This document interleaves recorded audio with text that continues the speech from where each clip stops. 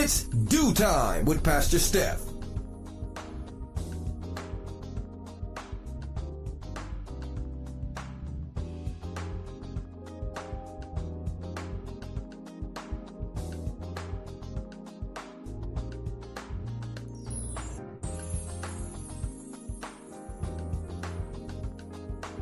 Good morning, good morning, good morning. Rise and shine. You're on with this Due Time with Pastor Steph.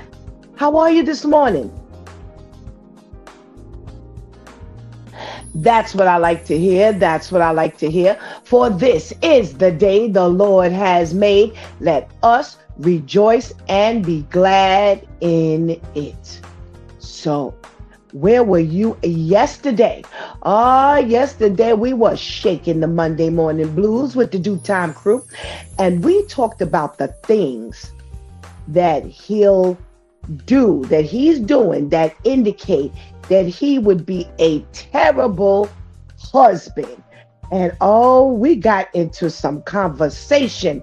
Well, it started with he doesn't ever want to grow up. He doesn't want to grow up. Who can deal with a man who doesn't want to grow up?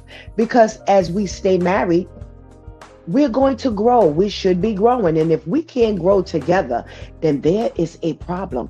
I don't want to outgrow you. That is definitely not going to work. We talked about he thinks the world revolves around him.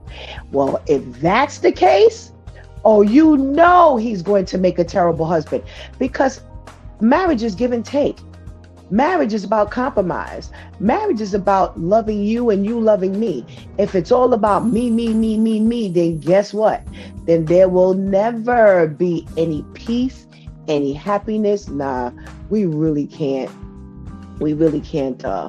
look forward to anything great if he's always thinking that it's about him.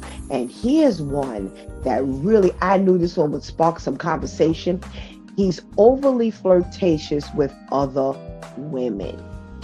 Now, not only did we talk about whether he was overly flirtatious with other women, but we talked about the fact that when women are flirtatious with him, does he actually acknowledge it? Does he do anything about it? Because Pastor KL, thanks to Pastor KL, he started that thing talking about, all the women were throwing themselves at him, but he didn't know. Then how you know to talk about it? Gotcha. And gotcha. So come on. And we really had to dissect that thing. And it wasn't until the closing that God really gave me what the way we're supposed to be looking at things. Now, if the word of God says, be sober, be vigilant, because the enemy is lurking to see who he can devour, then husbands as well as wives, you have a responsibility to stay on point when these women or men are flirting with you. Because, we can't put it on her or him. It's all about your confidence. We do know that does play a part. However, we can't put it on, well, you know what, if you were more secure, then you wouldn't worry about this thing. No, you have a responsibility to protect your husband or your wife. That's your job. And you shouldn't ever have her feeling or have him feeling that you are not protecting him or you are not protecting her. You're not covering the other one. Because when you feign that you don't know and you don't you're not aware of people doing these things, then you're kind of leaving him or her out there to kind of fend for themselves. So sometimes somebody will step up and now they become aggressive because they're like, well, you're not doing nothing about it. So now there's friction in the relationship. So the enemy is winning because the enemy wants to divide. So listen, pay attention. It can get, we can't keep talking what the world says about, we don't know. No, then you know what? Then get to know. Know that it's your responsibility to know. Well, I just got the question as to who was on with us last night for There's More to Be Said / Let's Talk About Resilient Living. And the topic was Are your hands clean? Pastor KL and I. Oh my goodness, what a conversation. That chat room was flying with comments. And that's the way we need it to be. That's the way God needs it to be. God needs it to be where you are in conversation about this thing that, you understand the message and the point he's trying to give you. How is it hitting you? How is the awareness kicking in for you? Yo, we really got to step up our game and understand that a pure heart, a clean heart also leads to clean hands. If your heart is dirty, then your hands are dirty, because you're going to do things, you're going to say things, you're going to think things that are not going to be clean. How do we know? Because the word of God says, out of the abundance of the heart, the mouth speaks. It starts in the heart. So when you speak, you then do. When you think, you then do. Your hands just don't do things. It was crazy. Pastor KL is crazy. He said, God knows every number on your head, but he don't know that wig.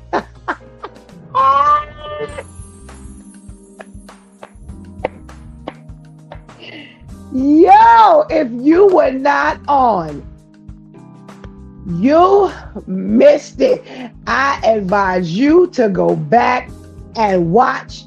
And you listen, Coach for Christian Life on Facebook, A Closer Walk Christian Media Network on YouTube.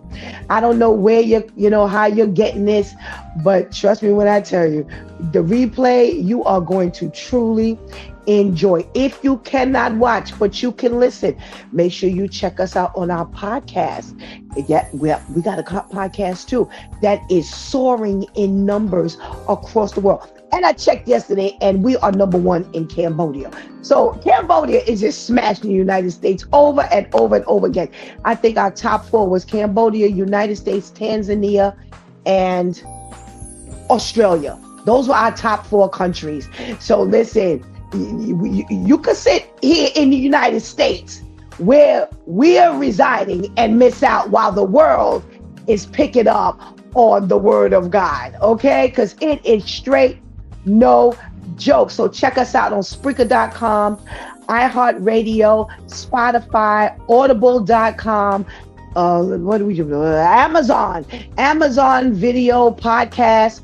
We can be found on Apple Podcasts and Apple iTunes. So make sure that, again, if you can't watch, you can definitely listen.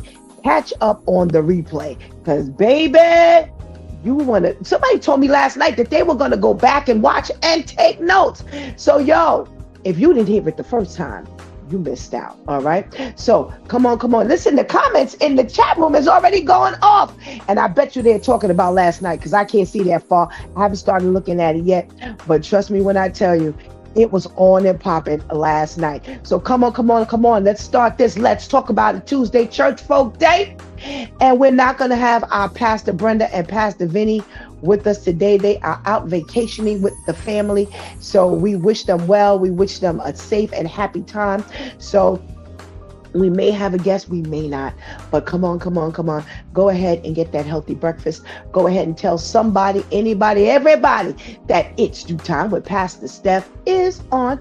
And whatever you do, don't go anywhere, because we will be right back.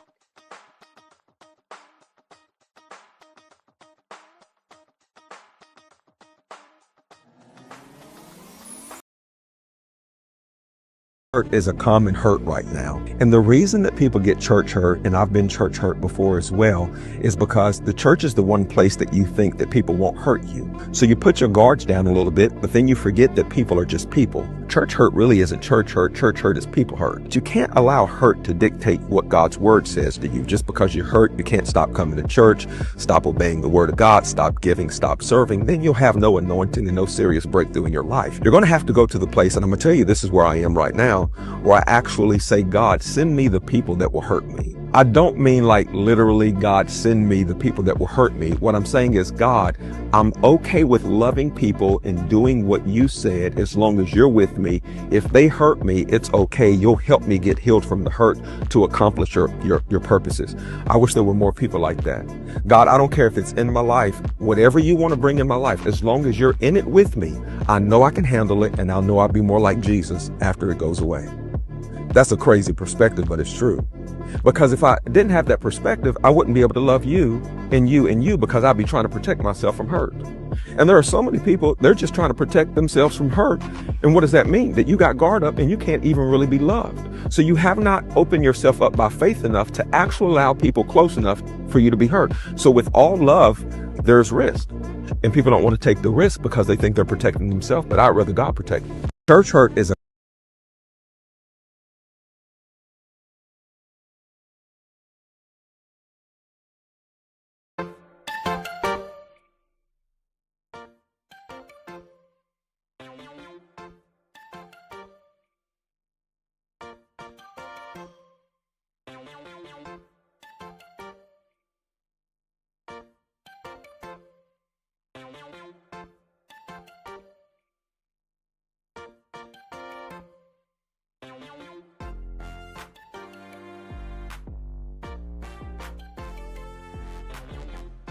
Good morning, and good morning again. Welcome back to a Due Time with Pastor Steph.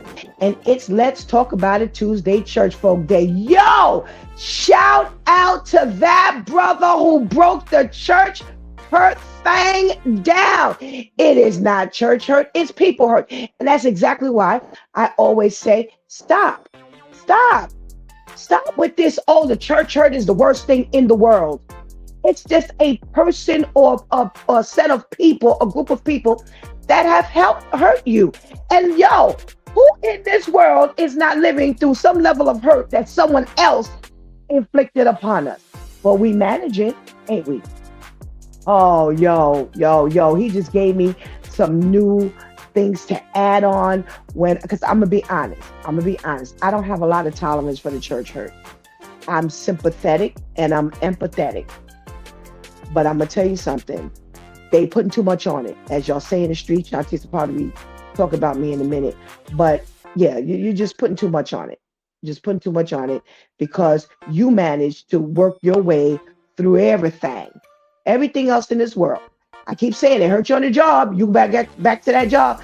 You get hurt in a relationship. You don't stop dating people. No. Even if you switch sides. I've had women say, oh, the man hurt me. So now I'm dating women and they end up getting hurt by the women. Yo, cut it out. That's what I don't have tolerance for. I have a lot of tolerance for excuses. Get yourself up. Dust yourself off. Let God do the other dusting that you can do and move on. This church hurt thing, y'all gonna let this church hurt take you to hell. Because you're allowing that to interrupt your relationship with God. He was so right. Oh my goodness gracious. I loved it. Another great PSA, Shantice. Keep up the good work. Oh, we're going to check out Shantice in a little while because she's going to have to hang out with us this morning because Pastor Vinny and Pastor Brenda are not on. Well, if you're in the room, come on. Say good morning to Pastor Steph. So that I know, remember, if you don't check in, I don't know you're here. And I want to say good morning to all my viewers. So let's say good morning to our girl, Ketty. Good morning, Ketty. Thank you so much for joining us. We got a new name in the house, Chanel.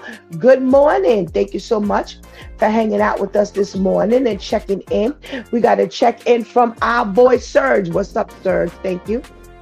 Thank you for joining us this morning. What about our girl, Lady Tamika? What's going on, girl? Listen, Tamika stayed up with us last night. Go on, girl. Do your thing.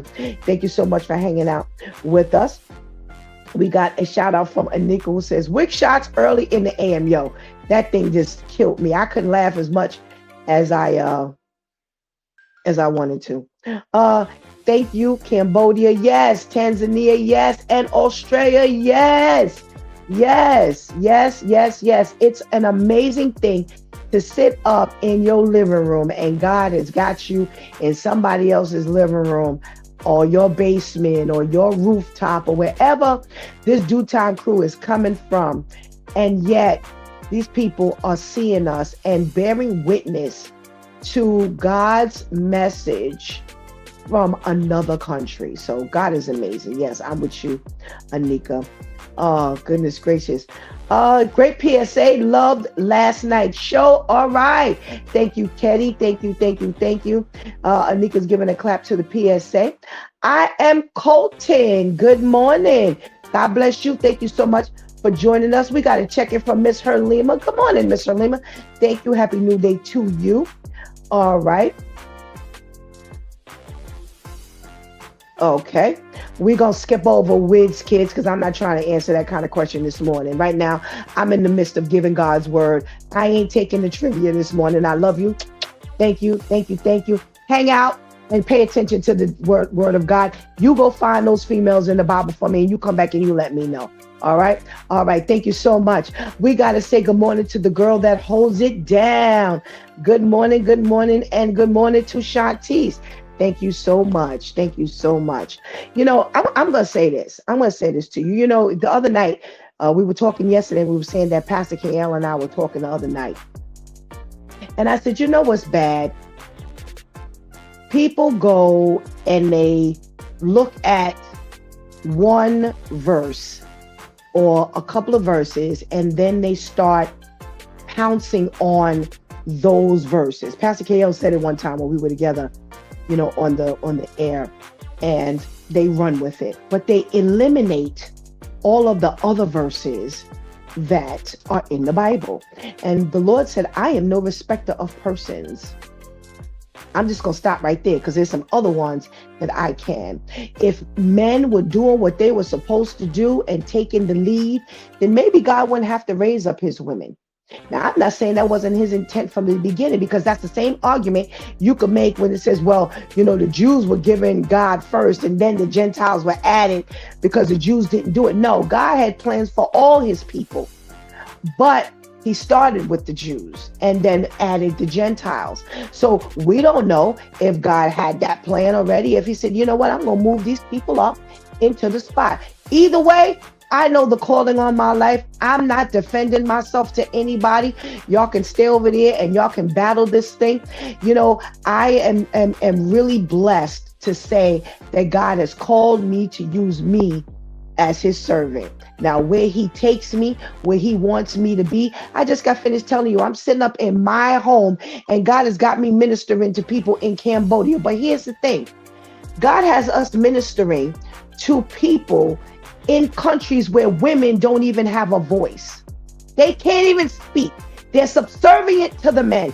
But yet you've got an entire broadcast that is woman driven over in another country, in that type of country, and God doing his thing from here. So I just praise God for everything he does. Thank you, God, for using me. If you want me to be the president of the United States, I'm going to do that. If you just want me to be a just plain old Christian, I'm going to be that too. But right now you have me as a pastor, and that's what I'm going to do. So thank you so very much. All right. Let's talk about our trivia for today. So, you know what? We already got into our news. We didn't already got into our news. We did. So you know what? Let's do the news, y'all. All righty. So, remember, this is an up. Wait, hold on. I think I saw some comments coming through. I want to see some comments come through.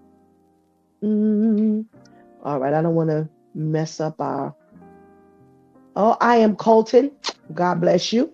I don't know if I said that already. Yes, I did. Happy New Day from Miss Herlima. And Ketty says, that's right, Pastor Steph. Amen. Thank you so much, Ketty. All right. What are we talking about today? Update. Remember a few weeks ago when we had the snowstorm and they decided to go out in the park in Manhattan here in New York out to Washington. Not Washington. Is that Washington Park? One of those parks down in Manhattan, and had the big snowball fight. hmm And it ended up being going left because somebody started throwing snowballs and ice at the cops. I tell you, people really know how to spoil things, or just some friendly fun. Well, they have arrested someone, and hmm, that's someone's name is, I can't even pronounce his last name, but I definitely want to say the name. His name is Guzman or Guzmain Colbally, and I'm just gonna call him Guzmain, and he is 27 years old. So somehow or another, they got a hold of him. Now, it doesn't quite say in this article how they ended up snatching him up, but he was there.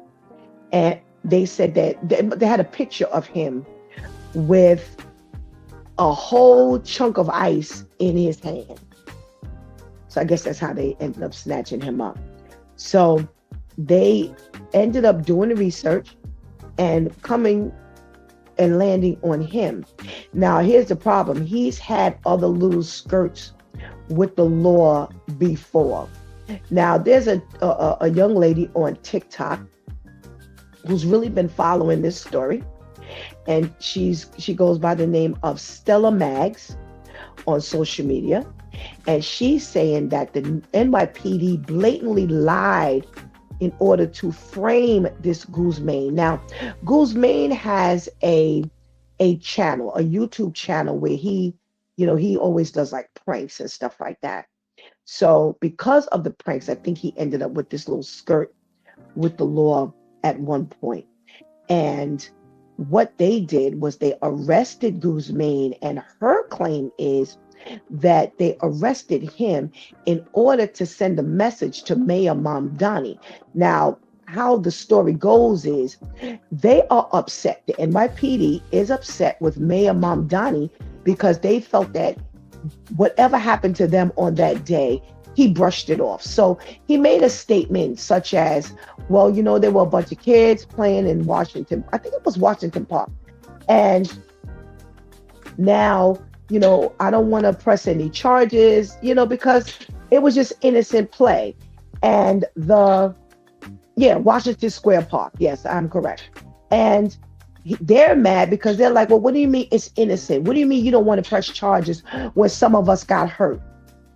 It's amazing to me, all the people who the police officers have hurt over the years.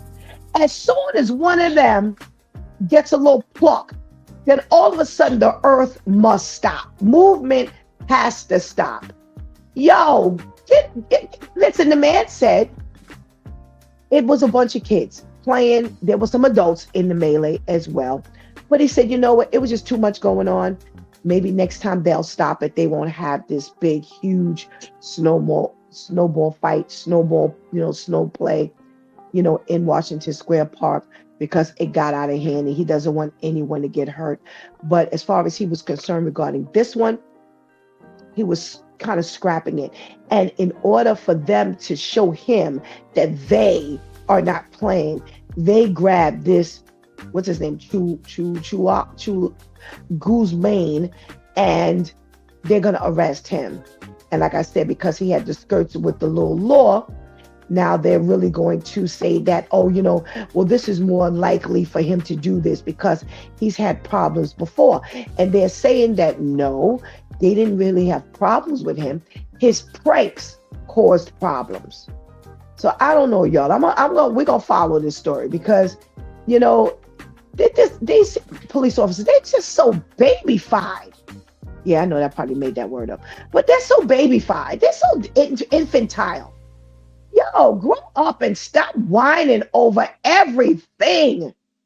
How you want to be looked at as all of this bravado and adultish behavior and decision makers? Because that's what you are. When you're a police officer, you're a decision maker, because when you get on the scene of a crime, You have to decide a whole lot of things. So how you a decision maker, but you just so whiny? Come on, stop, stop, stop, stop, stop.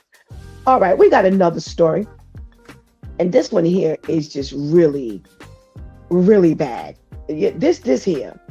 So you've got this former NFL player, Deron Lee. Now, the reason why I'm talking about this is not because the story itself is authentic, because I'm kind of tired of talking about certain stories. And this one got picked up by me because guess what? Last week, Vivian talked about ChatGPT. Well, guess what? As always, you bring up one story, then all the other stories seem to follow. So here's the story for this guy.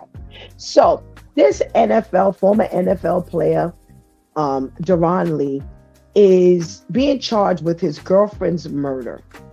Why? Because they were called to where he was. I don't remember the details of them, why they were called, but they were called to where she was. I think he called them, and he claims that she slipped in the tub and she's not responding, or he went to feed her or went to give her something to eat and she didn't respond. Somehow or another, Gabriella Perpetual did not respond when he was trying to get her attention or something. And when they showed up, she was dead already. So when they started doing the investigating, they found that he had looked up on ChatGPT quite a bit of information. So what did he ask ChatGPT? Well, Deron asked ChatGPT about what he should do if he found someone unresponsive. What would you do, or what should you do if you found someone unresponsive? Should you call 911, and when should you call 911? Now, he didn't admit, he didn't say but you're the only one in the house with a stupid, so you're just a dope, just a dope. All right, another instance. He asked ChatGPT about self-inflicted injuries. How do you basically give someone advice to cover up a crime scene? Really? Really? And you don't think these things are going to come back to haunt you? Oh, goodness. Another conversation he had, a question he had for ChatGPT. He says, how do you handle someone who is non-responsive when the friend doesn't want to call the police? Oh. So here's how ChatGPT answered. Here's exactly what to tell your friend. This is the safest way to handle it without framing it as quote unquote police trouble. He also asks, what are the physical signs of injury of slip and fall in the bathroom or the shower? You don't know they're going to check your computer, stupid. They're going to do their due diligence and their research. You the only one in the house when the police show up and they find her dead. You don't think you gonna be the prime suspect? Now, we already know that the prime suspect is always the boyfriend, the girlfriend, the husband. Yeah, we know that's the way it goes down every time. So why would you think your situation gonna be any different? Well, they also said that when the detectives questioned him, he was all over the place. All over the place. That he never gave consistent answers, that he was the one acting kind of iffy and shaky. He told them that, you know, he was sleeping for a long time before he found her unresponsive. Then he told her she was lying on the couch and asked if she wanted something to eat. And then if she didn't respond, he didn't know what to do. So he said that he thought she had slipped and fell in the tub. Well, this is only one person. Only one person.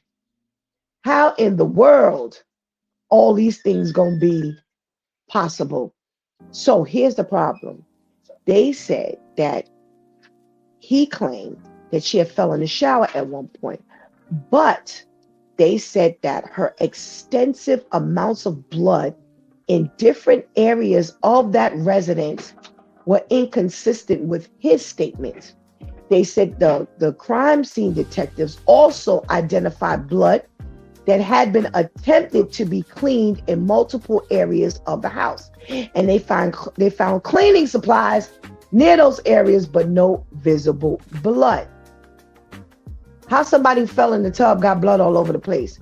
Why are you trying to clean up the place if she didn't fell in the tub? Leave her in the tub, let the cops come get her, or the EMTs come get her, and answer the questions as to she was in the tub and she fell and she's unresponsive. But here's the biggest problem of them all. When they did the research on his background, they said that what made them look for his background even more is because they found that she had multiple kinds of trauma on her body. They said that she had stab wounds on her abdomen, an apparent human bite mark on her shoulder. She had a large bruise on her head, black eyes with heavy swelling, and dried blood around her face and neck. How is that consistent with a slip and fall in the tub? Then they said that they found that she had a severe brain injury and a broken neck. They said she had more stab wounds on her legs while wearing pants without cut marks. Talk about dumb criminals. So here's the logic.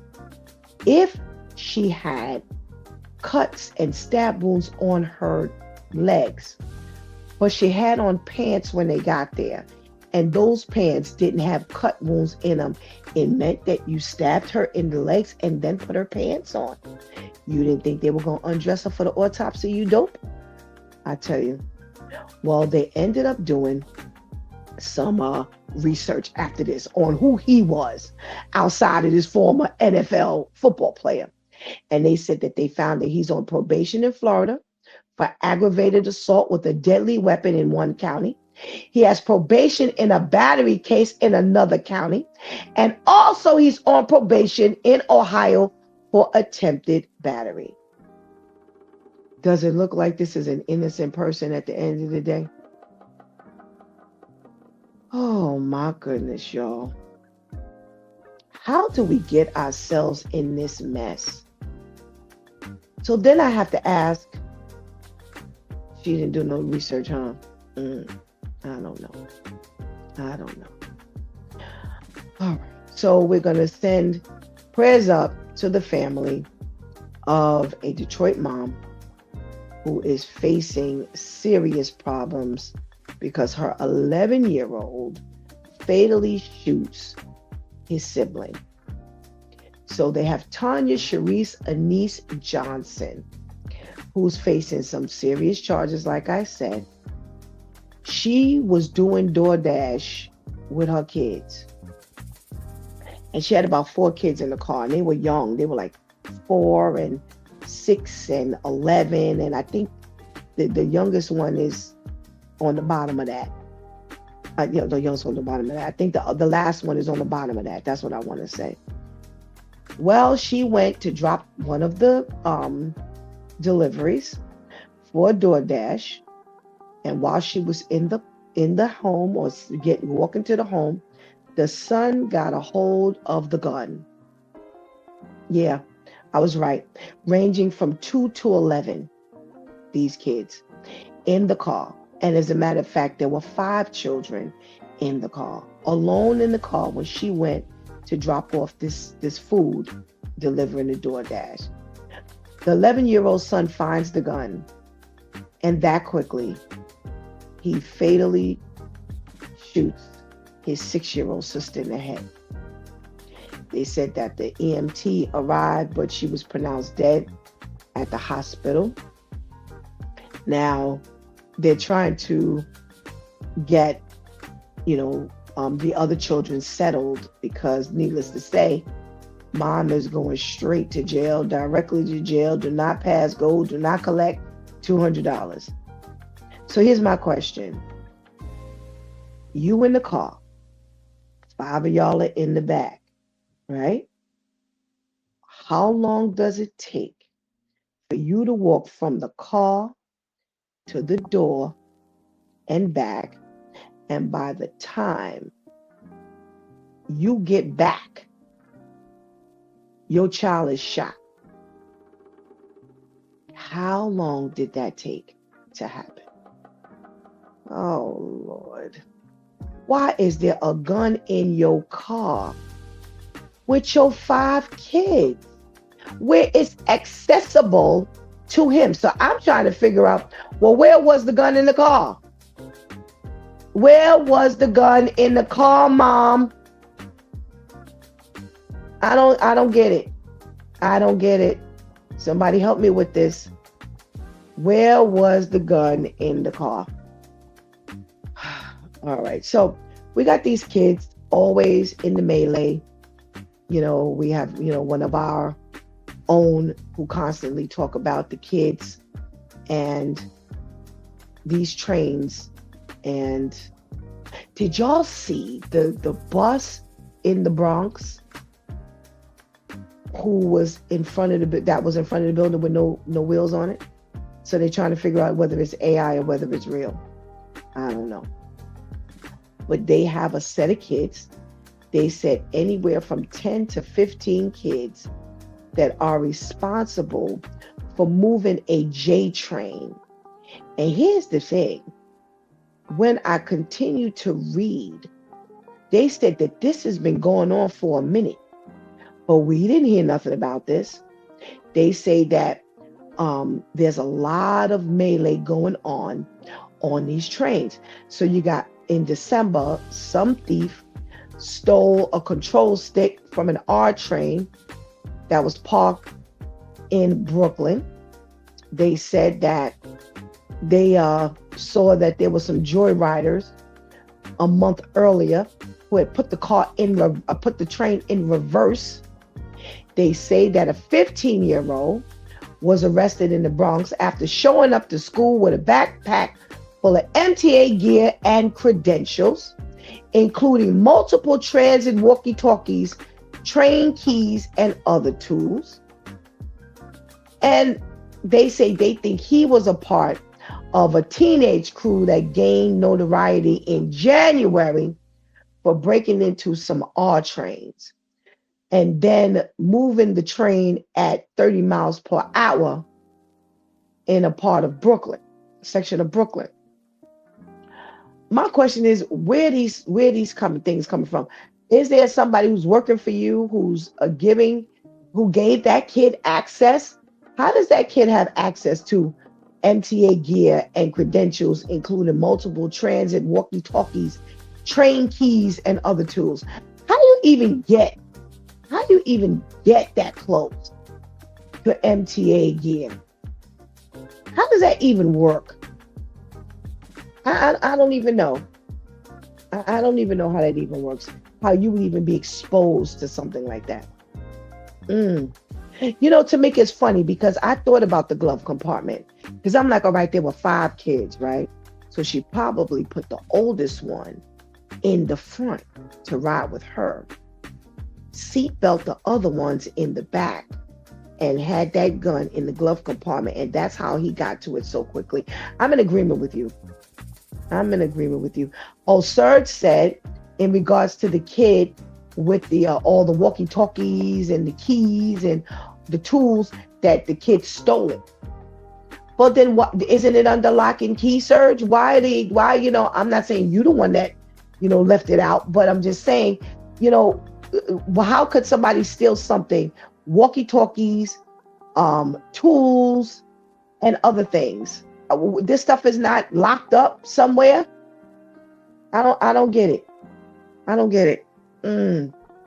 All right, let me talk to my girl Shantice, because every day I am so perplexed by this news. Let's say good morning to Shantice. Good morning, Shantice. Good morning. How are you, Pastor Steph?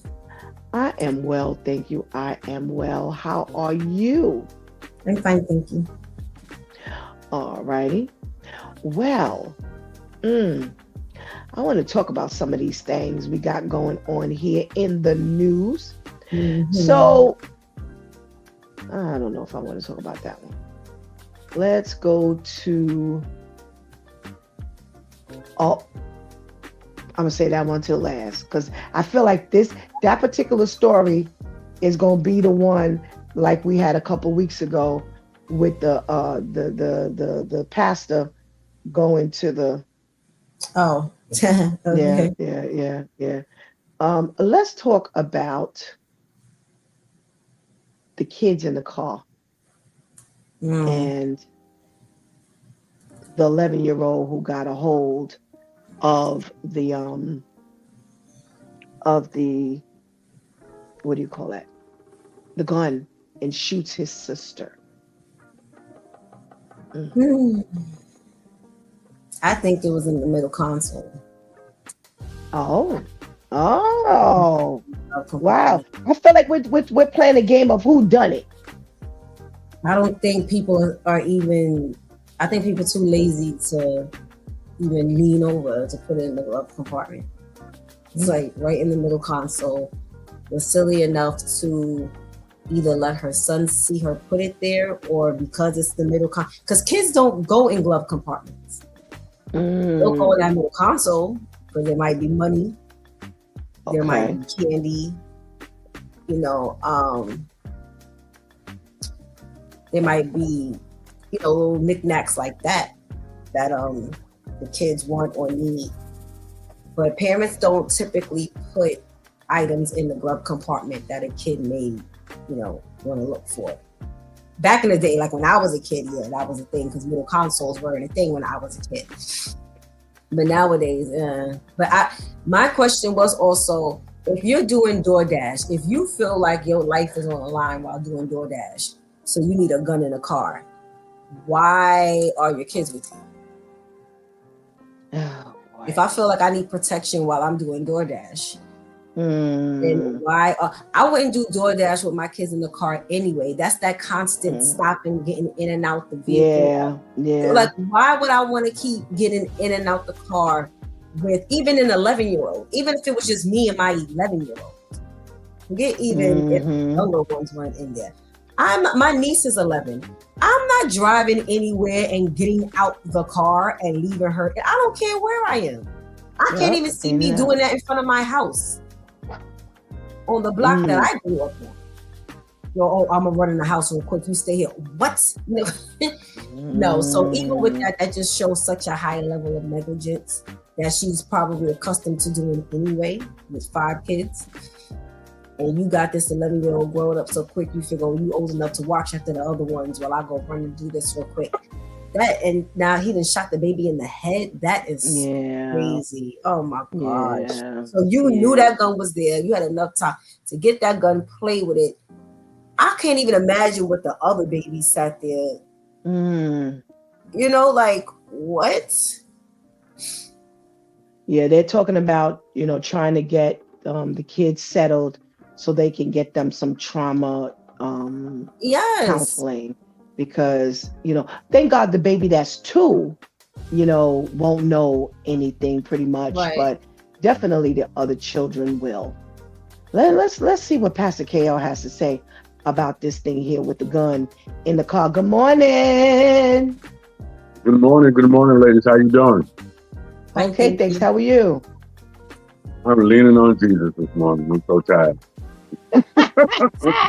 If you would stop talking about people's wigs, then you wouldn't have to worry about being tired. Oh my goodness. So we got this story of the mom who's doing DoorDash, and she leaves the 5 kids in the car as she's making these stops. And when she got out at one point to deliver a meal, her 11-year-old got access to a gun and shot his 6-year-old sister in the head, and she passed away. And my question was, hey, how do we even get this far? How do you, in a matter of minutes, he has access to the gun? That's how quickly this thing jumped off.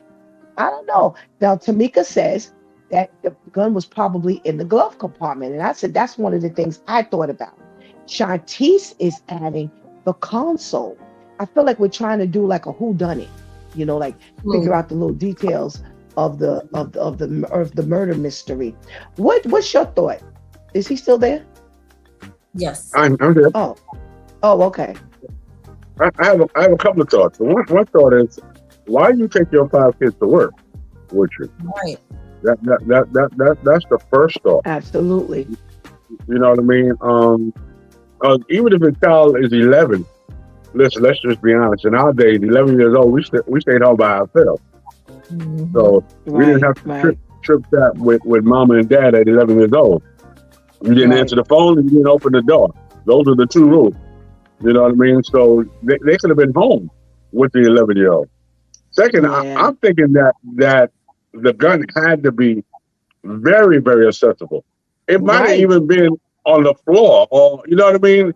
If within minutes, it could have been on the seat. I mean, because within minutes, you went into the glove compartment, you went into the armrest. I mean, it had to be somewhere right there. And then the 11-year-old had privy to it. He or she knew where it was. Mm-hmm, this wasn't the first time. It wasn't like, oh my God, I found a toy. No, that person knew that there was a gun there, and they knew where to go to get it. Right. And that's pretty evident, which is why I'm like, how in the world would you possibly be able to access this gun so fast from the moment you then got out the car, walked to the door, and came back, and the child is already gun in hand and another baby shot? Like you said, he knew. It's almost like you can envision he was waiting for her to get out the car. Yeah. Right. And as soon as she got out the car, I was like, oh, let me get the gun. Let me get this gun. And that 6-year-old pissed him off. Did something. Oh gosh, you going all the way there? Yeah. Shot her in the head. Do you know you gotta have some type of rage to shoot him in the head? You wasn't just trying to put a in the leg or in the arm. You wanted to kill him.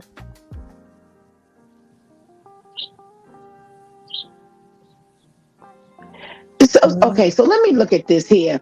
I want to see if they say she was shot in the head. It says he accidentally shot and killed his 6-year-old sister. Pastor Cal, you done made this. We got to go be the detectives for real now. We all accidentally do things. I was just about to say. Oh my gosh! You think the 11-year-old is going to admit now I wanted to kill Shaquita? No, we all accidentally shoot somebody. Oh my God! So all of them weren't sitting in the back. So if more than likely the 11-year-old is in the passenger seat, more than likely you found the gun in the front of the car with you. Right, so you can pick the gun up and you turn around to aim it at who or what. Just didn't even consider that it was intentional. This Pastor KL brought it up. This is what's playing in my head right now, because again, as the older one, I'm in the front. Even if I'm 5 and everybody else 2, I'm in the front. The gun more than likely is in the front. So even if I want to play with it, why am I turning around like that? Even if I did it to scare, not to necessarily shoot, but I turned it around to maybe scare you. But then the accident came when the gun went off. But it wasn't no accident that the gun was aimed in the back, in my opinion. See, this is why the jury is so hard. This jury deliberation, man, when people talking about all of this. Wow. Listen, you are the reason why I can't have the big piece of chicken. I'm tired. For a long time, it was just me. It was just me for a long time. And then you came. So now I can't get the candy because I got to share the candy with you. The other ones are too small to ask, or to argue with me. So I got to argue with you. So I got to get the middleman out the way. It's going to take a couple of years before little Donnie, grow up. Yeah, it's for real. I need you out the way. Wow. Oh my gosh. Okay. All right. I ain't gonna fight with y'all because you never know. Hey, you never know. Going backwards. Well, Teddy says she was shot in the head. And Serge says he's going back to the train conductors. The J train thieves and the R train thieves and the equipment thieves and all of this. He says sometimes workers lose their equipment and get it stolen while going to work and stolen out of the train when we have door issues with the train. Wow. Okay. Well, that answers as to, what, no. That was one of my questions. Why are you traveling? All walkie-talkies. This is plural. He was found with walkie-talkies and all kind of things. So I'm like, yo, somebody was negligent. Big time. All right, y'all. We got this story. And I feel like this story is going to take the path. Oh, wait. Somebody made a comment. I don't want to go no further. Tamika says the 11-year-old shot the other child because he felt that was mom's favorite child. Possibly. Again, this is the jury pool here. All y'all introducing all of these things that I didn't even think of. Wow. Tamika, now she enters another possibility. Now he's mad because she's the favorite. Wow. Well, she's favored. Oh, my goodness. Woo, child. I guess it'll come out. It'll come out today, tomorrow, somewhere. But it's going to come out. All righty. So we got this former NFL player, Deron Lee, who consulted ChatGPT when he killed the girlfriend. Because that's exactly what this ended up being. It is just a bunch of stupidity going on here. So he calls the cops when the girlfriend is quote unquote unresponsive. When they get there, she's dead. Then all the stuff starts coming out when they start asking questions and they start looking around the apartment and they start doing some digging. So one of the reasons why this one fell on my radar was because thanks to Vivian last week with the ChatGPT, he consulted ChatGPT, asking ChatGPT a few questions. And one of the questions he asked was, without admitting he did anything wrong, he inquires, what does it look like when injuries are self-inflicted? He asks for a legal advisor. He asks for ChatGPT to basically give him advice on how you cover up a crime scene. Oh, Lord. And he then asks ChatGPT another question about if a friend how would a friend handle someone non-responsive when the friend doesn't want to call the police? And they even have a response from ChatGPT where it says, here's exactly what to tell your friend. This is the safest way to handle it without framing it as quote unquote police trouble. And he asked for physical signs of injury of a slip and fall in the bathroom or the shower. They then say that they walked around the apartment. They saw all kinds of blood everywhere. They said extensive amounts of blood in different areas of the residence that were inconsistent with his statement because he landed on, she slipped and fell in the bathtub. So now they find extensive amounts of blood all over the place. They also find the crime scene.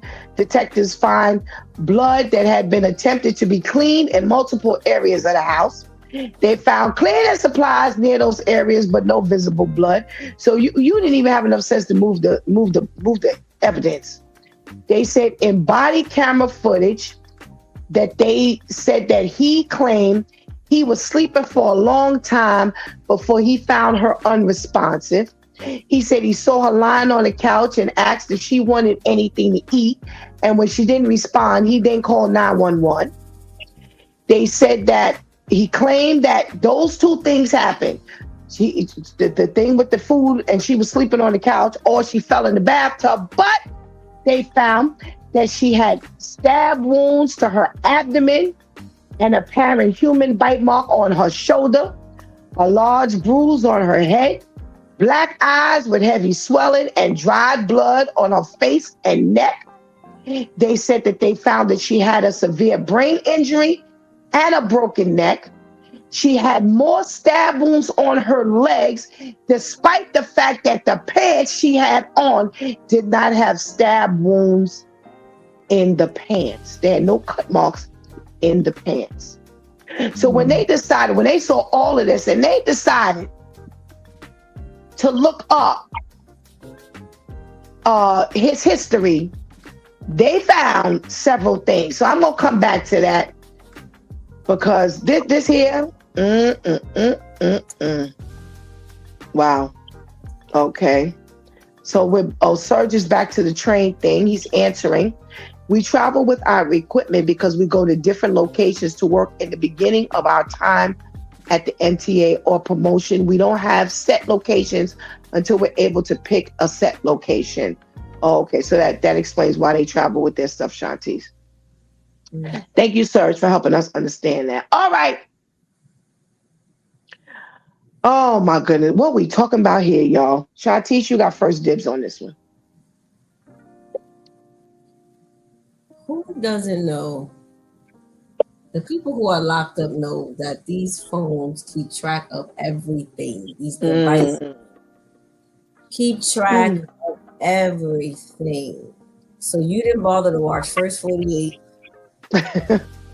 or nothing. You just gonna go to ChatGPT and ask, who would want to know how do you tend to someone who's unresponsive if you don't want to call the cops? If ain't nothing happened. You not calling the cops as soon as it happened is already going to get you into trouble, even if she did fall by herself. Right. That already makes you look sus, dummy. If she innocently fell, why would you not call? The only people who don't call is all the guilty. Right, the ones who have committed the crime or the ones who have been doing something with them and now they're scared. So like all the teens that get high together and one ends up ODing, now they don't want to call the cops. So I ain't make you take these drugs, but then if I call the cops and let them know what happened, now I don't get in trouble because I was taking drugs too. Those are the only two types that are too afraid. But if I had nothing to do with you taking a bath and I come and find you, why am I not calling the authorities? You went and what again, like last week? Y'all thinking ChatGPT, he ain't God, it ain't gonna hold your secrets. See, on your repentance, God may just deal with you privately, and it don't have to spill out into the world. It doesn't have to be made public. But a lot of the times, as long as when he touches you and convicts you, you feel that conviction and you go to him humbly, he's going to deal with you privately. It does. Most of the time it gets made public when you ignore the private correction. Now he has to correct you publicly. ChatGPT ain't holding your secret. The second somebody goes and taps into that, it just tells all your history. And then you're probably you probably archive the responses. You can do that in ChatGPT. You can say the responses that you know, when you speak to it, when you ask the question. This is just, I can't even imagine after hearing the injuries. I can't even imagine how that how she was. That sounds brutal. Yeah. It sounds brutal. My eye is swollen. You broke my neck. It's like, what happened first? Like, this is like, oh my gosh, that is scary. This is deep. This is deep. This is deep. Pastor KL, what we talking about here? He wasn't a very good football player because he fumbled this whole thing. Yeah. Everything was fumbled. He wasn't very good. It's almost like my wife is getting on my nerves, and I go to Facebook and say, "Hey, how do you poison a wife?" Asking for a friend. You know how people say stuff and they always say asking for a friend, but they want all this information. This is ridiculous. Right. This is totally ridiculous. You're going through all this stuff and you're asking for a friend. All these scenarios. So how do I do this? What happens if this? But you're asking for a friend and think it's not going to come back to you? This is crazy. You are not that bright. And unfortunately, you make us look bad. You know what I mean? Because you don't even know how to kill properly. You don't know how to kill and clean it up. You know what I mean? You leave the cleaning products there. Yo, you are stupid. You are a real Pookie. You're a real Pookie. Because David would not have done that, but Pookie would have. Wait, who wouldn't have done it? David wouldn't have done it. David would have cleaned everything up. You know what I mean? But when you name Junebug and Pookie, you know, you have no clue. Yeah, Junebug and Pookie never have a plan. Oh my God. I was reading this last night and I was like, you can't be serious. You just can't be serious. Not only that, you have all of these questions and these scenarios as to how she died, right? So you claim she died, slip and fall in the tub. You claim she died while she was sitting on the couch, and when you asked her, you had slept for a long length of time, and when you asked her, did she want something to eat, she didn't respond. So that kind of made you a little nervous. All right, so here's my thing. You didn't think they was going to see the stab wound in her stomach, the black eyes, the head trauma? You didn't think the cuts on the stab wounds in her leg? Did you think that these things were going to disappear? Look how light she is. If you plucked her, that was going to show. Can you imagine the black and blue marks all over this woman? You would have done better. You would have done better saying, I came home and found her like this. Right. And tossed some stuff up in the apartment. Right. Kick the door open, break the window. Right. You would have done better making it look like this was a break-in and this is what they did to her during the break-in. Ain't no way in the world you got fallen in the tub, sitting on the couch and died in her sleep, but yet she's got all these physical things going on.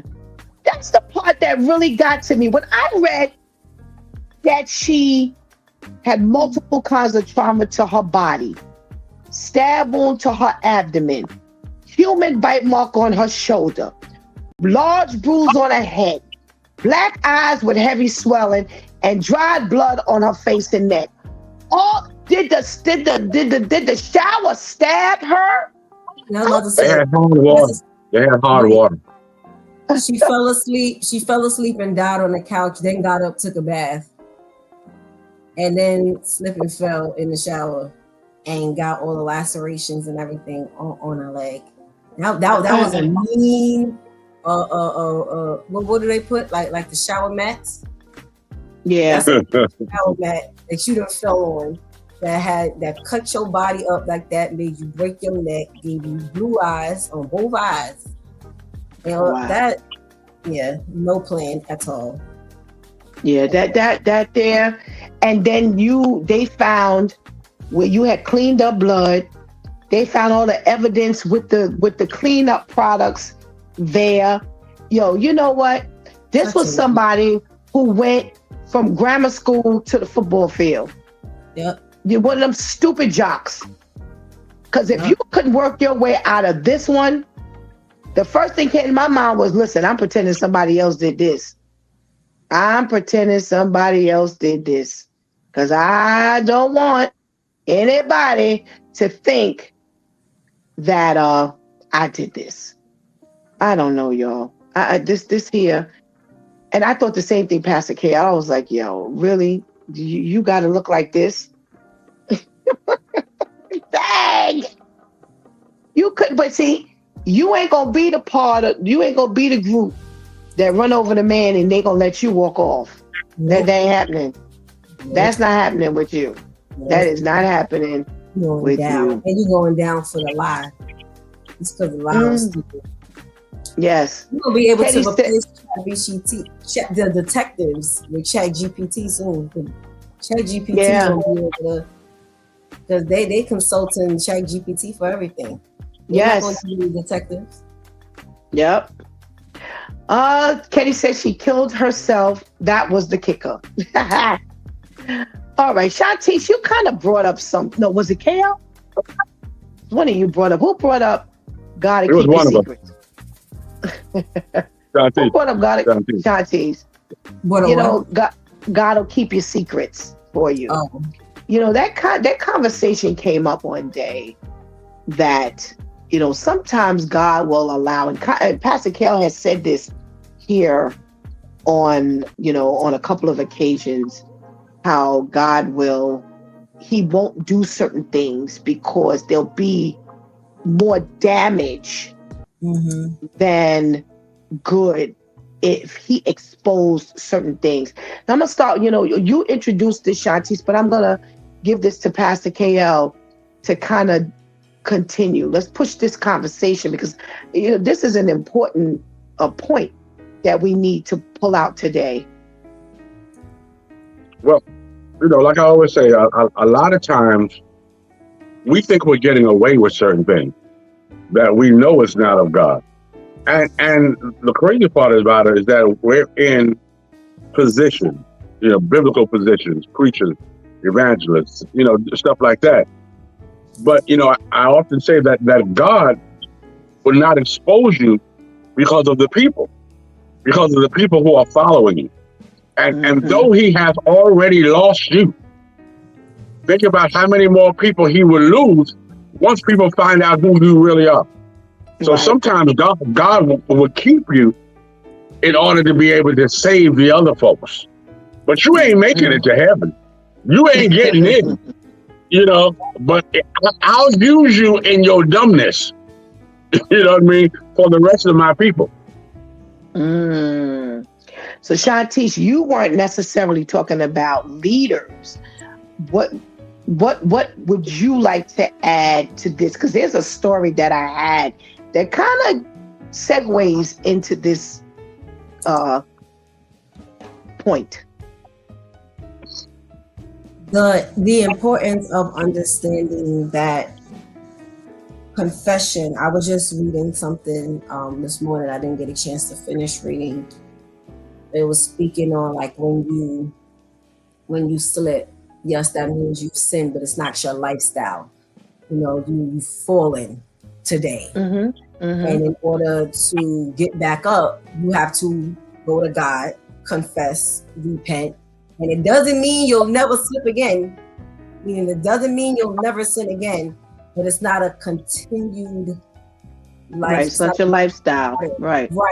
And because you've gone to God and you've confessed, you're like, God, I don't want to do this anymore. That's what helped for there to be bigger and bigger gaps in between the offenses for God, in between you committing that. And it really spoke to me because I was talking to God about something last night.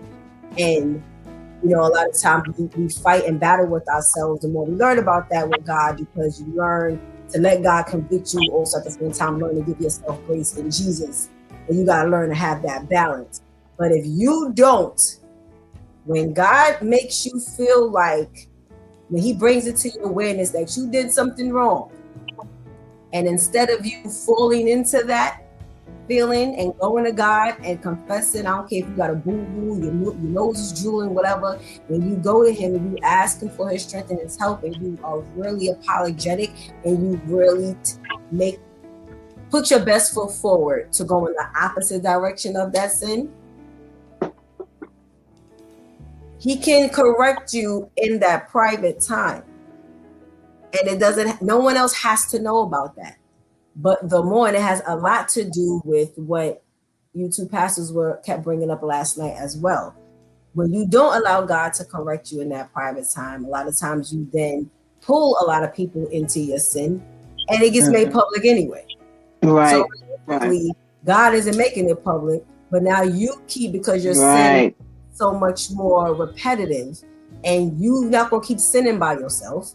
No drug addict does drugs by themselves. No alcoholic drinks by themselves. No sexaholic has sex by themselves only. You know, a lot of times you end up pulling people, even if it's once a week, once a month, once a year, you pull people in. So you're making it public anyway. Now he has to correct you publicly, because now he has to show others that this is not what he approves of, especially if you're straddling the fence. So you're telling people and showing people, yeah, I'm for God, yeah, I'm for him, yeah, he's my savior, my personal savior, I've accepted him, but yet you seem to be doing these things with no problem. No, we can, now he has to let it be known, I ain't got nothing to do with this. So now I got to show people I ain't got nothing to do with this, and the only way to really show them is to correct you publicly. Yeah, this here, you can make a bad situation worse. Right. Where God is, he wants to give you a level of mercy, because like Pastor KL said, and I honestly believe that, because we've talked about this in service, you know, God will cover what you've done, because his concern is for the mass, the masses. His concern is not just about you. His concern is about the masses. So he, you know, a lot, and go back to Moses, when God wanted to smash the Israelites for their disobedience. And Moses said, God, you can't do that, because see, the other nations, all they've ever seen is the nation of Israel is covered and favored. And they have all of this, you know, available to them. And, you know, they look like this and they look like that. And yet, if you go smash them, it'll look like you failed. It'll look like you are not the God of promise. It'll make it look bad for you. So that's why God has to cover the entire thing. But when you push God's hand, God's like, listen, that don't matter to me no more. Because it's not about how I look, because I ain't got to worry about my reputation in that sense. Now, I need to handle and deal with you. So a lot of times we force God's hand into things that we could have just kind of eased our way out of. And when we fail to see the exit door, there you go. When you fail to see the exit door, the word of God says there is no temptation that is uncommon to man, but that God would not give a way out. There is always an open door, always an open window that God will allow you to go through, but you are the one who will not go through, and you will rather stay and mess up the situation and make that situation worse. So here we are now, where God would have just kind of said, well, you know what, I'll deal with you in private. Now you're just exposed and you looking nasty in front of everybody. So here's the story buckle up, because Pastor Steph is about to lose her mind. You hear over there? Buckle up, buckle up, buckle up. She's about to go. She's about to go. Oh, goodness gracious. Now let me get out. I'm still coming off of last night. I'm still gonna be good. Shut up, shut up, shut up. The residue. Yes, the residue. So we have this pastor in California who has been accused of pushing one of the elderly members down the steps. What? Yes. Now, I watched the video and I really couldn't tell personally. You know, so someone else in the church or an attorney or somebody got a hold of the video and they put it out on social media to expose him.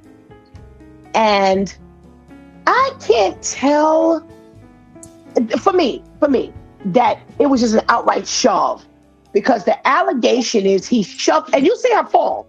Oh, you see her fall. She goes down. She goes, and it's not a whole lot of steps, but it's some, like, it looks like some stone or concrete steps.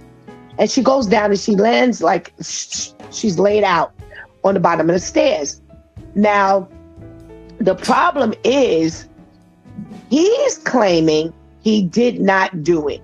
He claims that there was some rules he wanted to put into place.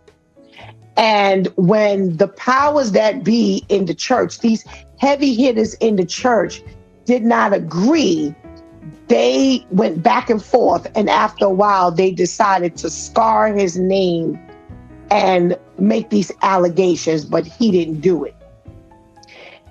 And I was reading it and just kind of scouring this article, because I had it from last week. And I'm like, well, why would you push her down the steps? Why would you have pushed her down the steps? That part never came up until the very end, when he says, no, you know, this is the explanation why his name is out there. So he doesn't really say he didn't do it. He says that this is the battle that's going on, and this is how his name got out there. So I'm wondering if this is now you being exposed, because looking at the video, he could have pushed her, because it doesn't look like she necessarily fell on her own, because it looked like it was some kind of, her body movement looked like it could have been, you know, somebody behind her who just kind of shoved her lightly or hard. But again, this is what happens when you got a whole lot of stuff going on. Mm-hmm.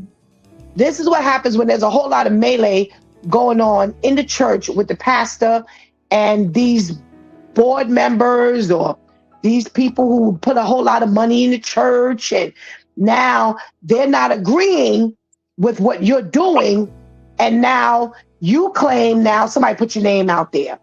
But so now half the church believes it and half the church does not believe it. So he claims that there was a vote taken and most of the members voted to keep him in place.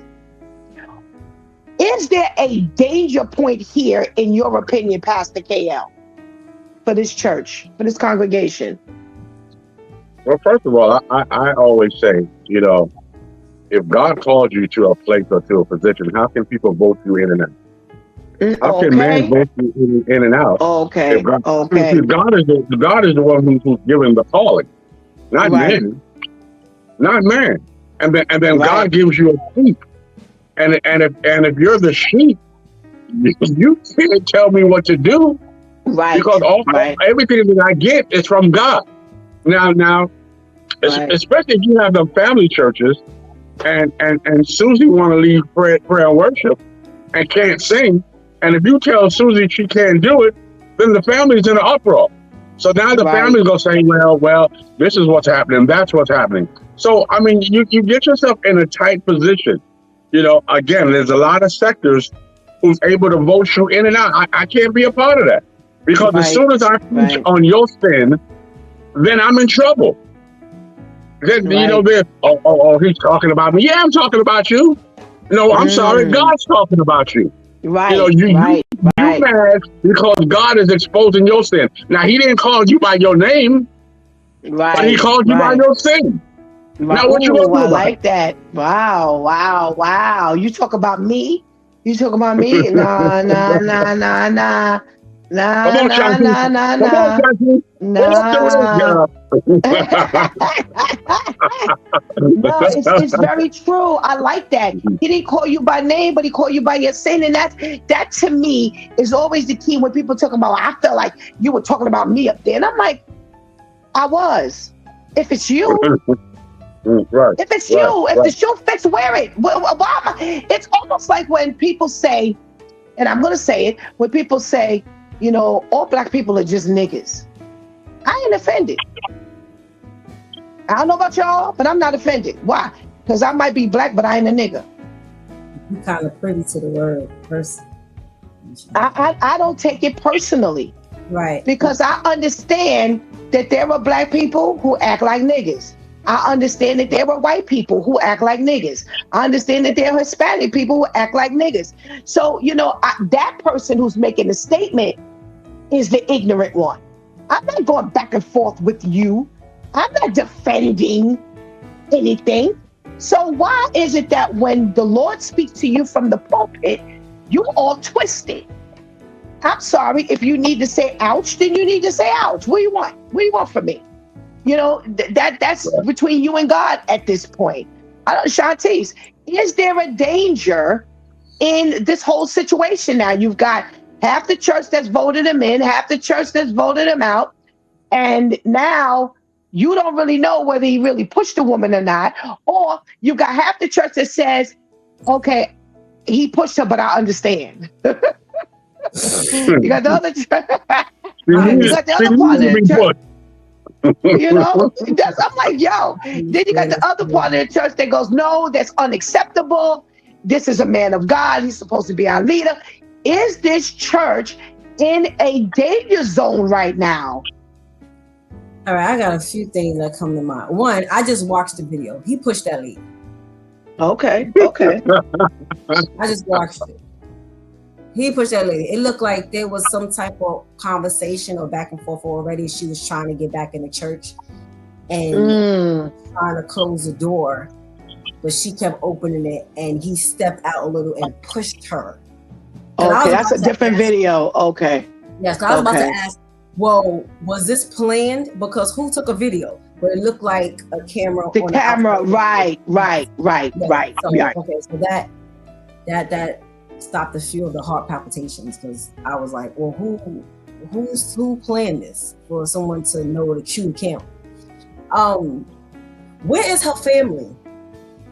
Because I don't care who voting what. You push my grandmother, or there's word that you push my grandmother.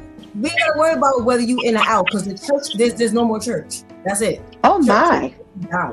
Ernie ain't gonna let you push her. Ernie ain't gonna let you push her. No, Ernie ain't gonna let you. Pastor KL, you told her to go ahead, Shantice, and this is what she comes up with. Because tear the church down. How there's time for a vote, and the vote is whether someone put their hands on an elderly person or not. Not who brought in the nasty chicken. Not who left the heater or the AC on while everyone left, so now it's broke while we didn't get. Not that. Who put their hand? Did the pastor put his hands on an elderly person? Where is the family? Then it's how are we sitting voting about whether, in addition to because I'm the same way. How are the parishioners able to say who's going to teach me or not? We don't get to choose professors or teachers in school. We go to school, and that's who's already in front of us. And we trust that they've been to school in order to teach us what's in these textbooks.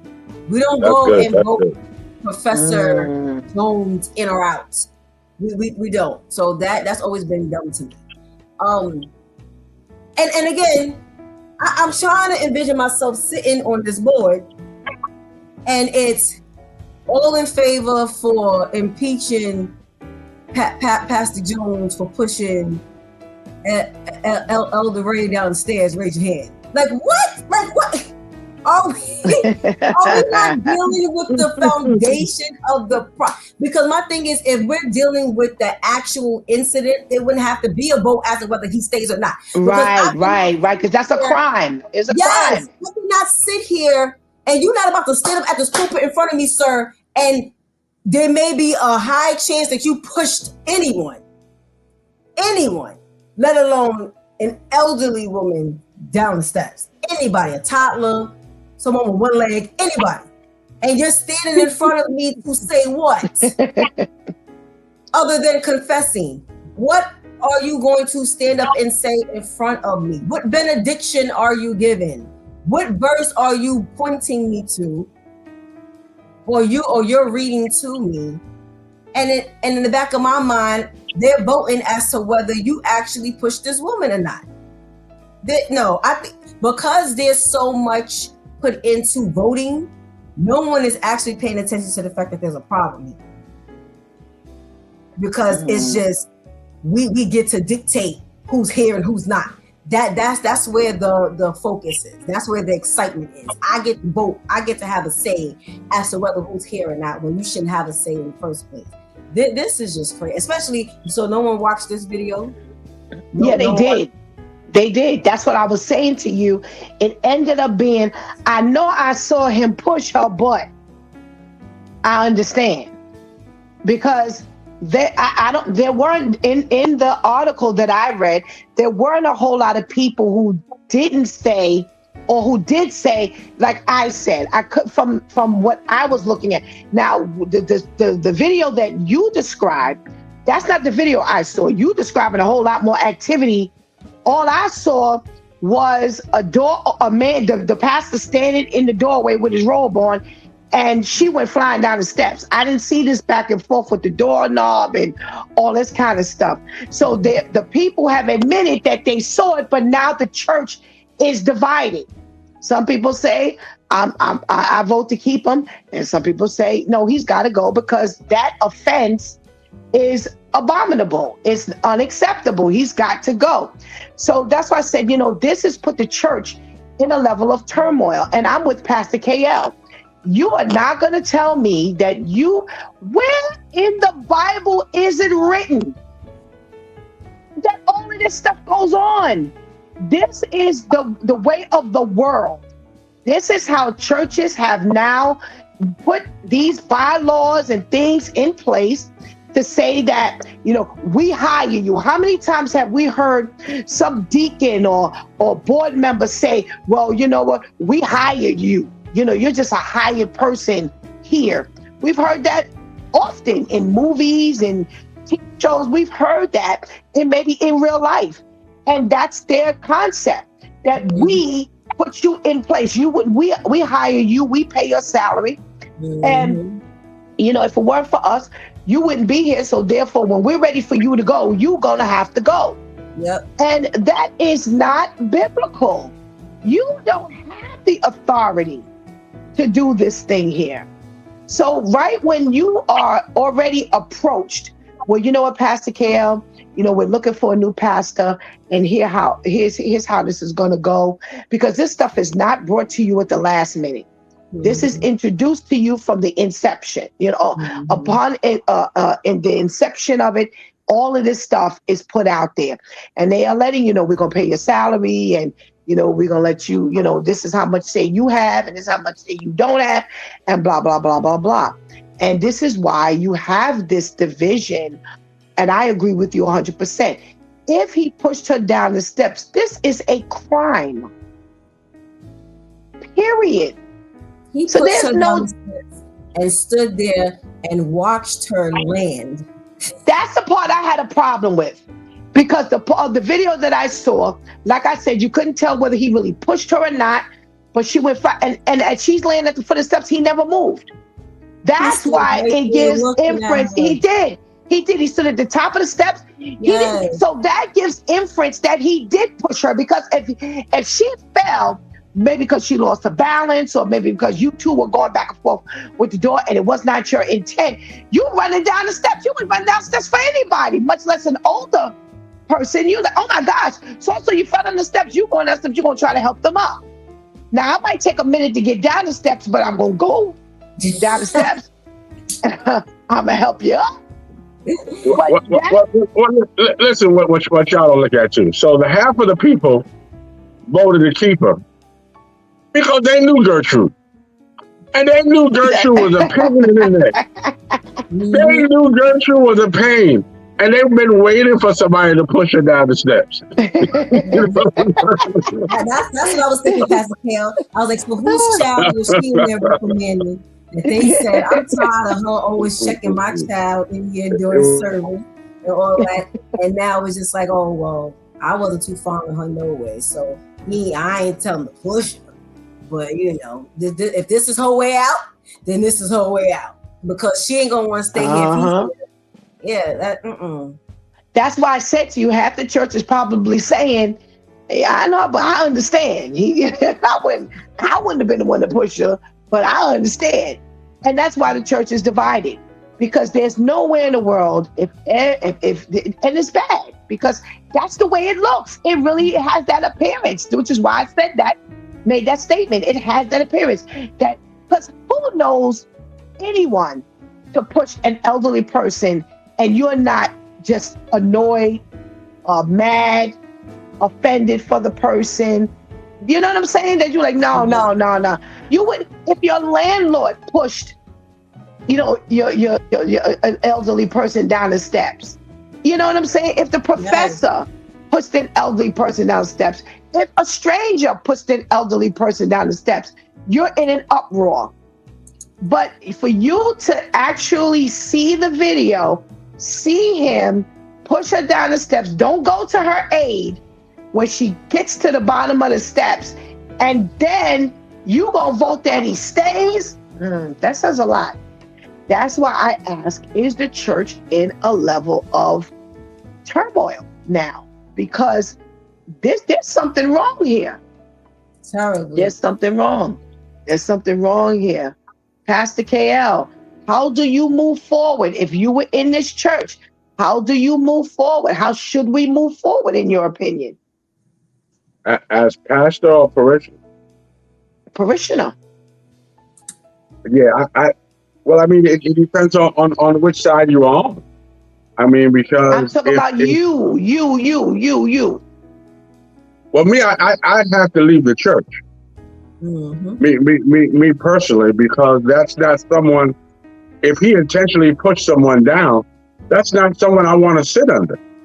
That's a dangerous place to be. You didn't lay hands on them suddenly. You know what I mean? That's not where I want to worship at. Because at any point, if I say or do, first of all, you have no emotional intelligence. So your emotional is not intact.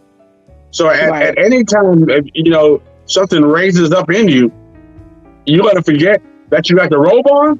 You've already stained the garment. You stained the garment that you're wearing. So now I have to see you as my leader, because right now, because of your God, you're my leader. But you're acting like we're in the street. Mm-hmm. You ever have your child come up to you, in your house and talk to you like we're in the street? Right. No, we can't do that. We can't do that. Shantice, where are you as a parishioner?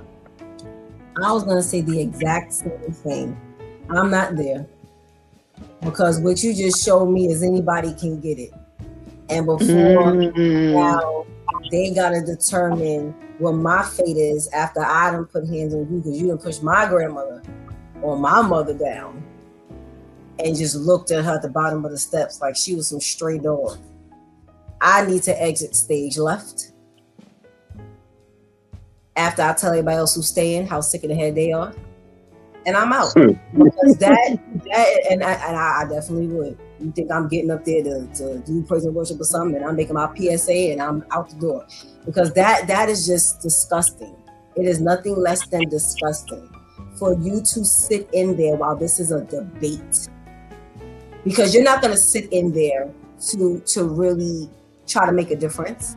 You're going to sit in there and blindly let this blind man lead you, blind man. And the verse says it. You then get led into a pit. So this is no different. This is worse than being in the street.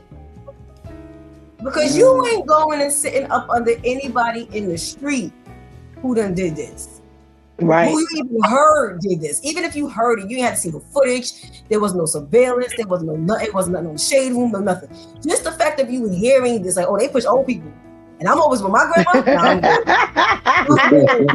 I'm good. I'm good. You're not going there, or you're not staying there. So why in the church is this okay? I don't understand. Why, no, I saw Pastor KO use the same exact. I was gonna say the same thing. I'm not staying. Me and my grandma, we out. We out. Hey, Pastor Steph, I have a question for you. Yes. You often say that you have a young people's congregation. Is this the very reason why there's no old folks in your church? You pushing folks down the steps? Well, wait, who be doing they pushing? pushing me. They pushing me, Pastor KL. Especially the leading to Shantice and Tamasia. They the first to push. They pushing me first. That's why there's no old people in the church. Because God won't let me go down and stay down. I keep coming back. I keep coming back to haunt them. You don't get rid of me so easy. Yeah. Oh my goodness. My Due Time crew, thank you so much for your contribution into today's conversation. And we pray you have a blessed day. You as well. You as well. Thank you. Oh, how we get here. How do we get here? Where do we go from here? How do we get here? Where do we go from here? What are the signs that it's time for you to break out? As they used to say in the street. And the time for you to break out is now. Now, here's my thing.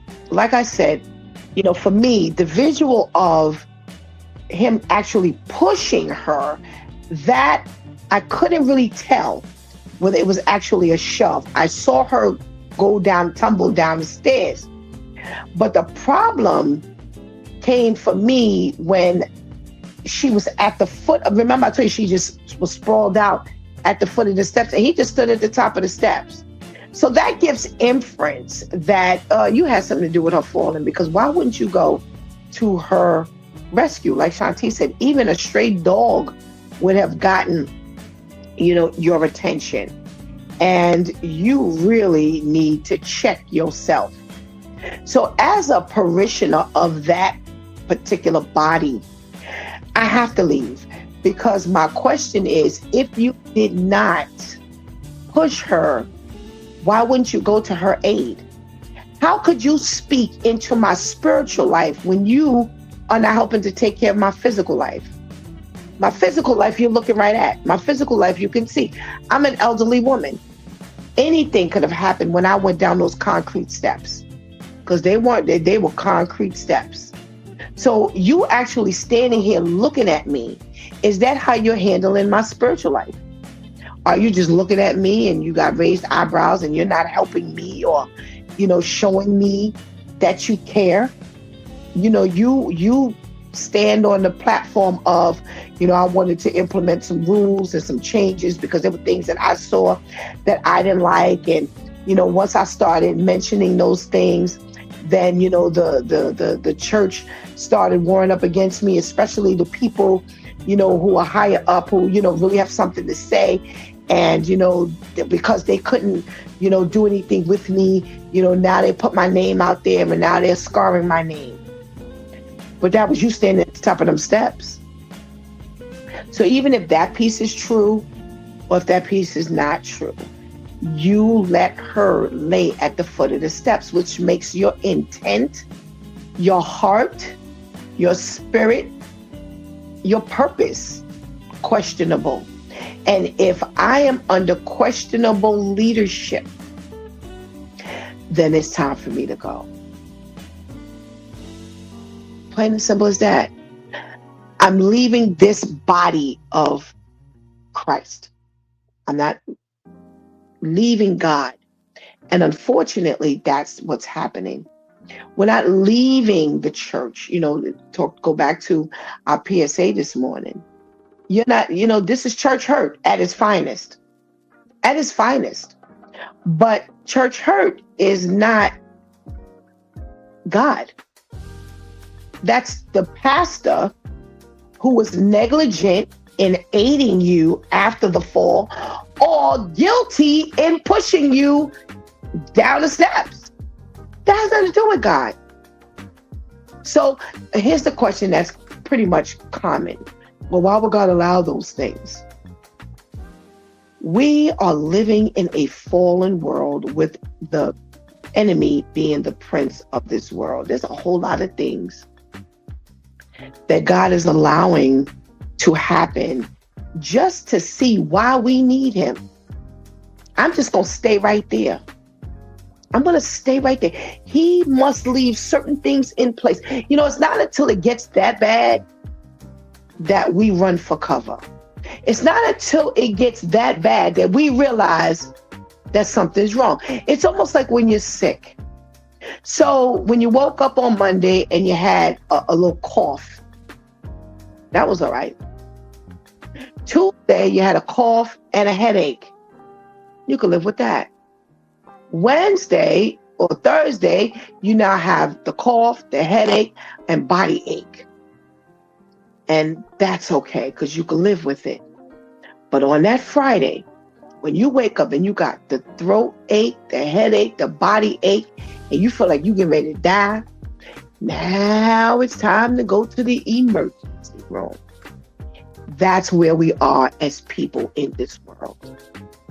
Unless the pressure is put on, we ain't going nowhere. At least, we talked about this last night, at least factor. My throat hurts, but at least I can get up and I can go to work. I'm all right. At least, with my throat and my head hurting, I can still get up and I can cook a meal. At least while my throat hurts, my head hurts, and my body is aching, I can still kind of move around and get a few things done around the house. But when I wake up that final day and with the throat hurt, the head hurt, the body aches, and I feel like I'm going to die, I can't do nothing no more. Then the alarms start going off. There's no more at least. There's a realization that, hey, something is wrong. And that's one of the reasons why God leaves things in place. Because until we see the real condition of this world, until God shows you where you could really be, Shantice talks about this all the time. It is only God that keeps us from being the murderer. It's only God that keeps us from being the one who slaps somebody in the back of the head. It's only God who keeps us from having the thoughts but not following through with the thoughts. Because you have the Spirit of the Lord ringing its bell. Then, okay, you know what? Catch yourself. Get a grip. Slow down. Back up. Don't go over there. Don't take it that far. Only God keeps us from going there. So we look at the young man, 27 years old. Oh, my God. I'm so tired of seeing these young people just give their lives away. Just to give their lives away to the system. No matter how talented, gifted, intelligent you are, you just give your life away. Away and away and away. And it means nothing to you. He was so confused that he could not get out of his own way. That's why I said this reminded me so much of a few weeks ago when we talked about the pastor and the woman in Arkansas and Mississippi. They couldn't get out of their own way. He knew that he was behind the 8 ball, which is why he went to ChatGPT, because he can't tell anybody this, but ChatGPT, as Shanti said, thought they won't keep a secret. He's going to give ChatGPT is going to give you a way out. With all the inconsistencies, you really thought that there was a way out. You tried to clean up the mess. You tried to put pants on her so they wouldn't find the cuts on her legs. But they were going to undress her. They were going to investigate. They were going to pull you up out of that place and dig to the bottom to find out what actually happened. What in the world were you thinking? And here's the problem. We live in that at least moment. At least I ain't like that. I'd already have my thing together by the time the cops showed up. Because we're not that far, we think we're good. At least I ain't that, listen, how many times? I'm not a bad person. If I have to hear that one more time, oh my God. You know what? That says to me that you are bad. Because why we got to hear whether you feel you bad or not? Let God dictate whether you're bad or not. Let him speak on this thing. Forget about what you feel. And this is what we're talking about in regards to, are your hands clean? Was the pastor's hands clean? Whether he shoved her or whether he allowed her to stay at the foot of them steps, was his hands clean? Were his hands clean? Nice question. The answer is no. You didn't find it in your heart. You leading this whole body of people.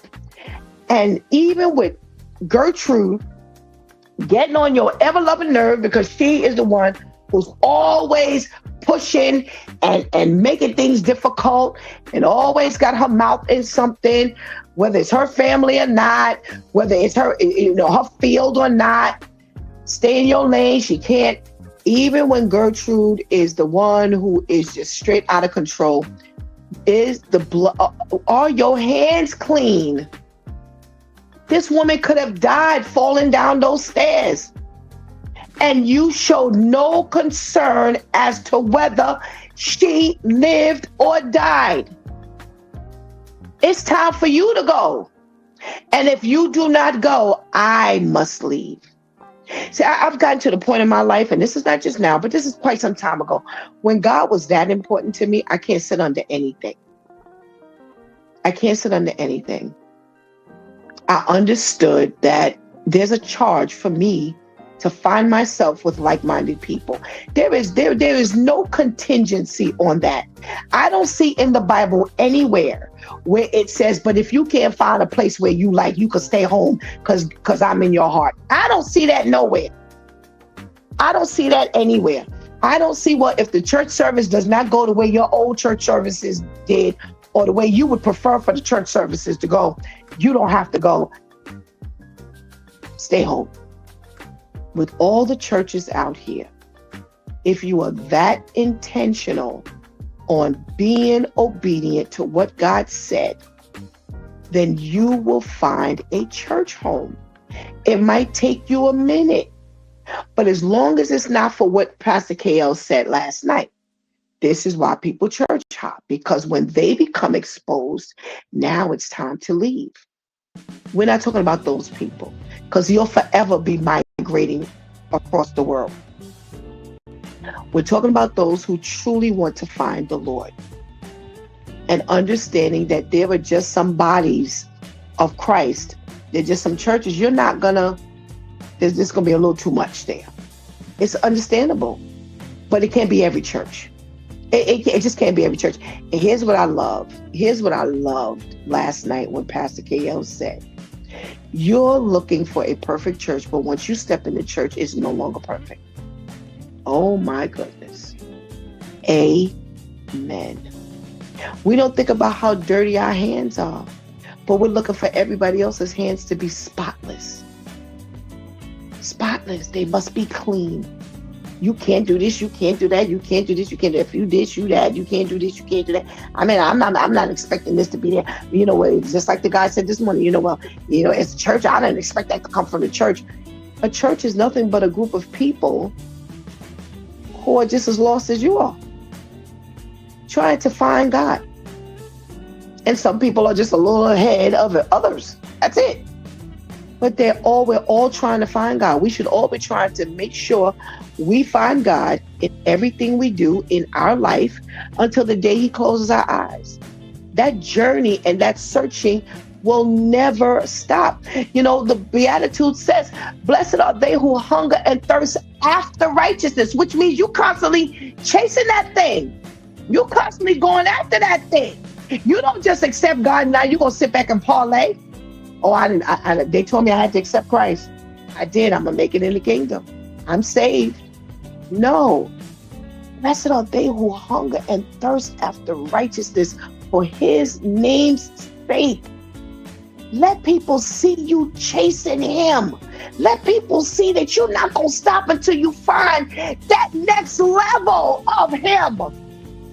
Not just him, but the next level. And when you find that level, you go to the next level. And when you find that level, you go to the next level. You just keep climbing in the Lord. You don't ever sit still, because you don't get comfortable there. Because you understand that God wants to take me to higher heights.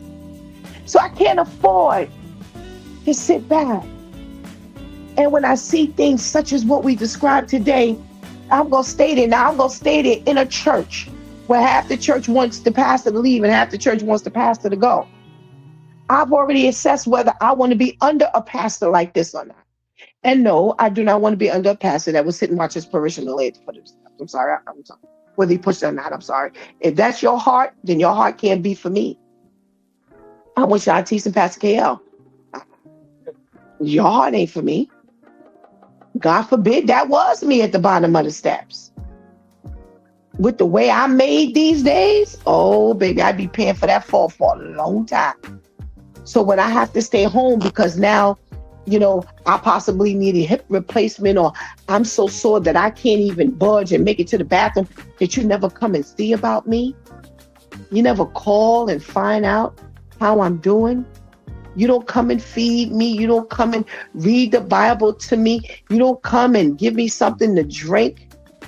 You don't come and find out how I'm doing. Something's wrong. And you're not going to tell me you're going to do all of that. You're going to leave your house to do all of that. But yet you were standing right there and still at the foot of the steps. You didn't move. He didn't move one step. He didn't go down one step. The video showed him just standing there looking at her at the bottom of the steps. It's time for me to go. And that's what you need to be looking at. Where does God want you? You may have even outgrown that congregation. You may have even outgrown that church. Because especially if they're switching hands. Because not everybody switches hands and they go another level higher. Every round does not go higher and higher. And now they're now doing things that you now can't see any progression of the church. Then you know what? You better pay attention. You better pay attention. You better seek God as to, do you want me here? Maybe I've outgrown this church.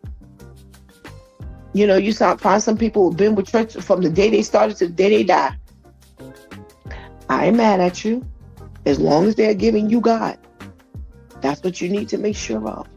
So come on, there's a lot of things that we learned. We should have learned from today's episode.